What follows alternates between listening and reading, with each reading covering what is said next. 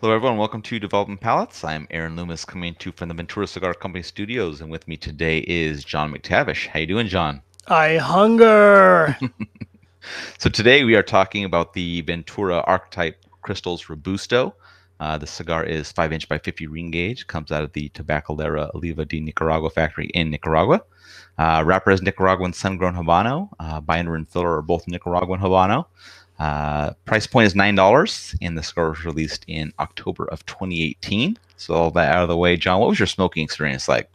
Yeah, man. So first few puffs got powdered cocoa, little baking spice, post-draw cedar, and those flavors kind of carried the first third. They evolved into maybe a medium, almost medium plus strength, which was pretty impressive. I don't necessarily always get that level of intensity for those flavors in a cigar.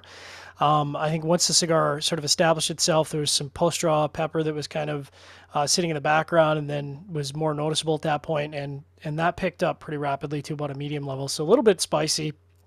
And then I would say kind of a quarter inch to a half an inch into the first third, that cocoa really fell in intensity. So it kind of became a background note and let the cedar and the spices and the pepper kind of take over that first third. So good first third.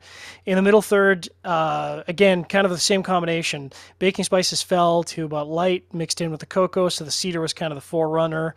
I would say the strength was for the flavor profile was kind of down a full notch. So while it maybe hit a medium plus, I would say it was just under medium minus at this stage in the middle third. Enjoyable, just less intense. And then the last third, I'd say toasted earthiness kind of carried that into the last third.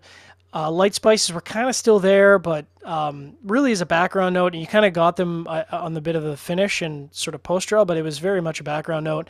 In terms of burn and construction, wow, great constructed cigar. Burn was like almost razor sharp throughout the entire cigar experience. Ash was holding on in 1.5 inch increments, and I had to sort of forcibly knock it off. So that's always a good sign. I rated it as a perfect draw and construction, or burning construction, pardon me. And then in terms of draw, I did find it one notch into the resistance spectrum, so I did have to dock it for that. It didn't seem to impact anything. It's just, it was a little snug, so I rated it as very good. Overall, I don't think it really impacted the experience. What was your smoking experience like? Yeah, for me, the cigar started out with a nice mix of wood, baking spice, and cream. About an inch in, like not really much had changed other than baking spice kind of mellowing out a little bit. Retrohale carried a nice zing to it from that baking spice. Wood and the cream was behind that. As that first third came to a close, the creamy wood was up front, baking spice kind of slightly behind that, and the strength was slightly below medium. Second, third, wood gains a little bit of a char. Baking spice mellows a little bit more. Cream's just kind of right behind that wood note. A little further in, the baking spice was very faint. Charred wood definitely had to lead over the cream. About an inch in, cream picks back up to be just behind that charred wood. Retrohale is kind of a fuller version of that same profile.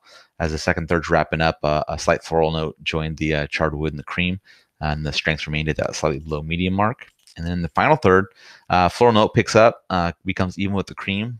Charred wood still up front, though. A little further in, the cigar starts to heat up, brings a little bit of toast to the wood, and the cream and the floral notes remain there as well. Retrohale is kind of a warm wood with the cream and the floral notes in there. And as the cigar's wrapping up, char drops from the wood. Cream and floral notes kind of remain there, and strength just bumps up to the medium mark.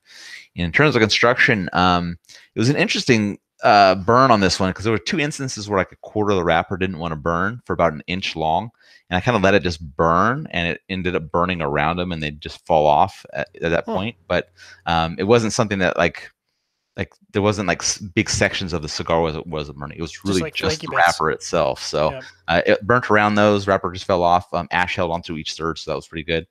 In regards to the draw, I had the same experience as you, just like kind of one notch into the tight zone, but really not anything to complain about in regards to that. So overall, what were your thoughts on this one? So I assume this is a regular release. Like this is going to be sort of the mainstay regular release, and I think this is a good example of the type of cigar that you want for your regular release, in the sense that it kind of walks that tight line between being too complex for sort of the casual cigar smoker, too pepper forward, for the casual cigar smoker, and not pepper forward enough for the sort of full bodied heavy smoker. And I think it walks a careful line. So I think overall it was a good experience for me. Obviously, I look for something a little bit more complex than this, but it wasn't wasn't that it was lacking. It's just there's a lot of cigars in the market that are kind of in this range. That being said, construction was fantastic. Draw was still great. So, I enjoyed the experience. What was your experience like overall? Yeah, I mean, this is one of those interesting cigars where I have a good experience in the first third, an average experience in the middle third, and a good experience in the final third. Which I don't typically get that. I typically get it where it's the average is in the end. But Yeah, this I had that kind of experience here. Wood, baking spice, cream, kind of ended with that charred wood, cream, and floral notes. So really some interesting flavors that are working together. Other than those parts of the wrapper that weren't burning, construction was really good on the cigar. Um, I was kind of interested to see what this new series was going to be for this line. absolutely. And I thought it was a pretty good introduction. I mean, I wasn't disappointed in the least. I mean, especially considering the Robusto is usually not my go-to Vitola, so I'm really interested to see how the smaller, different ring gauge Vitolas perform in this Yeah, series. I mean, price point's pretty good. I mean, $9 for a Robusto, It's still in a reasonable. good range. Yeah. So it has me looking forward to the other two, I don't know what you call it, iterations of this line, Yeah. new line, the series. Yeah. So, I think this was a good first one for this. I think this is like the first cigar that's really kind of under Michael Giannini's watch, kind of thing. So I think this is kind of part of his brainchild from spinning off some of the previous cigars that Ventura had. So, I thought it was a pretty good cigar. Yeah. So getting into the scores, you gave it a 6.67. I gave it a 6.47. So real close. How do you think that matched up with your experience? This is exactly what I would describe as a low to mid sixes cigar. So it's got, like I said, enough complexity to make it stand out from the crowd of sort of the average cigar. The price point is approachable, so I think it's going to do well on a year-end value point per score rating. And like I said, the construction was good. And I think, like I said, there's a very thin line when you can't please everybody, but this is a cigar that I think navigates those waters very carefully, and I think there's a lot of smokers on kind of both sides of the aisle that will enjoy this kind of cigar. What about you? Yeah, I'd agree with you. I mean, good flavor profile, pretty good construction. I knocked it off for that burn issue, but it really wasn't a burn issue unless you Yeah, just yeah, there's flavor to be had in that wrapper that's not burning. of It's course. really the only thing that you can really say. Otherwise, it burned fine, I guess. Yeah, It wasn't like I had to touch it up or relight it or anything like that. So it's kind of an off thing there. So I think we'd be matched up pretty well on scores. But yeah, I mean, this is a really good offering. I mean, there's Ventura's had some that are kind of just on the average side of things, but this yep, is there. We smoked Father Friend's Fire. That was a good cigar. This is a yep. good cigar. They're starting. I think things are starting to, Get their legs. Yeah. ascend for some of Ventura's stuff. So I'm And I have to excited to say, see what some of the future stuff look like. I mean, it's pretty rare that we score this close in a cigar. So I think Yeah, that to me says consistency. That means consistent flavors, and consistent construction. So yep, those are all positives for sure. exactly. I agree with Yeah. you. All right, if you're just catching this video on YouTube, be sure to subscribe to us. But also check out the full written review on the website, developmentpalace.com.